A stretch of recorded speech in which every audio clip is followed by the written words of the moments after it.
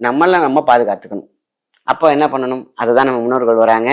நம்ம ஹெர்பல்ஸ்ல தான் அதை வந்து பாதுகாப்பிச்சாங்க. ஸோ ஒரு லாக்கெட் ஒன்று எடுத்துக்கணும், வீடை பாதுகாக்கணும், நம்மளோட உயிர் வாழ கூடையும் பாதுகாக்கணுங்கிறதுக்காக நான் சொல்றேன். திருஷ்டி என்ற பெரிய ஆயுதம் கண்ணுக்கு தெரியாது, அது புகை போல் வந்து ஒருத்தனை சுருட்டி அந்த பக்கம் போட்டுரும். நீங்க நினைச்சிட்டு இருக்கலாம் நம்ம கிட்டதான் 1000 பேர் இருக்காங்களே அப்படின்னு.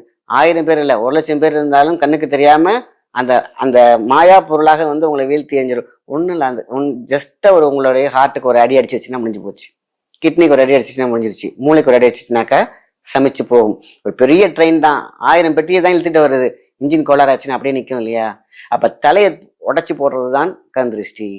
அந்த வீட்டில் ஒரு பெரிய தலை இருக்கு, அந்த இன்ஜின் இருக்கு, அந்த இன்ஜின்ல ஒரு சின்ன பிரச்சனை அது என்னன்னு கண்டுபிடிக்கிறதுக்குள்ளார நிற்கக்கூடிய டைமிங் இருக்கு பாத்தீங்களா, அதான் லாஸ், அதான் டென்ஷன். ஸோ நம்மளை பாதுகாத்துக்கல அப்படின்னாக்கா இந்த விஷயத்துல இருந்து ரொம்ப ரொம்ப பேராபத்துங்கிறதுக்காக தான் கொஞ்சம் விளக்கமாவே சொன்னேன்.